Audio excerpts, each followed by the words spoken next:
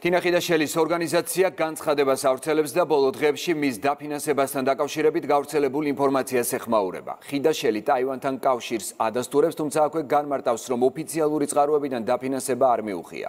ამ ფონზე კი ცნობილია, რომ ფონდი, რომელთანაც თინა ხიდაშელის ორგანიზაცია თანამშრომლობს, ტაივანის ეგრეთ წოდებული საგარეო საქმეთა სამინისტროს მიერ არის შექმნილი. ტაივანს კი ოფიციალური ინფორმაციით გაეროს წევრი სახელმწიფოების უმეტესობა არ აღიარებს. მეგინ არსავიძეა დეტალებით, ის ქრონიკის სტუდიიდან გვერდდება. თინა ხიდაშელის ორგანიზაციის განცხადებიდან ბევრი საკითხი ისევ ბუნდოვანი დარჩა, მათ შორის ისიც თუ რას ფიქრობს თავდაცვის ყოფილი მინისტრი ჩინეთის ტერიტორიულ მთლიანობასთან დაკავშირებით.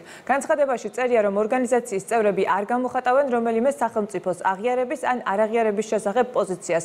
ასევე აცხადებენ, რომ ტაივანში მხოლოდ კერძო ორგანიზაციებთან თანამშრომლობენ. ეს კი იმ დროს, როცა სამოქალაქო იდეის ვებგვერდზე პარტნიორებს შორის მითითებულია ის ფონდი, რომელიც ტაივანის ეგრეთ წოდებული საგარეო საქმეთა სამინისტროს მიერ შექმნილი და ეგრეთ წოდებული პარლამენტის თავმჯდომარე ხელმძღვანელობს.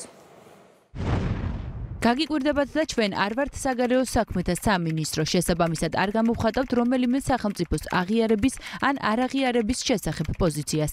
არასოდეს არც სამოქალაქო იდეას და არც თინა ხიდაშელს ტაივანის დამოუკიდებლობის აღიარების შესახებ განცხადება არ გაუკეთებია და ასეც ვერც ვერასოდეს მოისმენთ. სამოქალაქო იდეის მიერ გავრცელებული განცხადება სახელმწიფო გუნდისთვის თავის მართლებას ნიშნავს იმ ანტიეროვნული რიტორიკის გამო, რომელიც თინა ხიდაშელს საქართველოსა და ჩინეთს შორის პარტნიორობასთან დაკავშირებით ჰქონდა. მმართველი პარტიის წევრების თქმით, მას შემდეგ რაც დაფინანსების წყარო გახდა ცნობილი, უკვე ნათელია თუ რა დგას ჩინეთის საწინააღმდეგო განცხადებების უკან.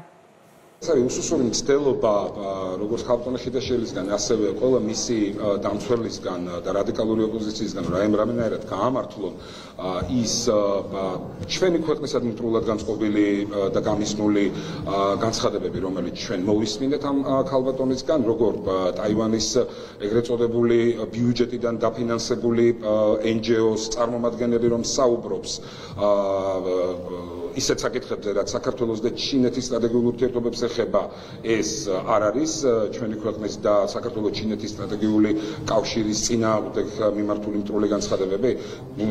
რატომერიდება გამოვიდეს და განაცხადოს, ის აღიარებს ერთიანი ჩინეთის, ასე ვთქვათ, მოცემულობას თუ არ აღიარებს? როდესაც საკითხი ეხება ტაივანიდან დაფინანსების მიღებას. ეს ბუნებრივია, რომ ახდენს გავლენას მიკერძოებაზე და მიუკერძოებლობაზე. აქედან გამომდინარე, ეს ალბათ საზოგადოებისთვის საყურადღებო დეტალია. რაც შეეხება საკითხის შინაარსს, აი ეს კი გავითვალისწინოთ უნდა აუცილებლად, რომ საქართველოს აქვს საქართველოსთვის სასიცოცხლოდ მნიშვნელოვან ორ საკითხთან დაკავშირებით განსაკუთრებული პოზიცია. პირველი ტერიტორიული მთლიანობის საკითხი საქართველოსთვის, რომელიც რა თქმა უნდა ნიშნავს, რომ აქ მთავარი, ასე ვთქვათ, არტერია ამ საკითხთან დაკავშირებით გადის იმაზე, რომ რეალურად არაღიარების პოლიტიკა იყოს, რაც შეიძლება ფართოდ მხარდაჭერილი. მეორე ეს არის საქართველოსთვის იმ ეკონომიკური ფუნქციის შეძენა, რაც უკავშირდება ეგრეთ წოდებული შუადერეფნის იდეას.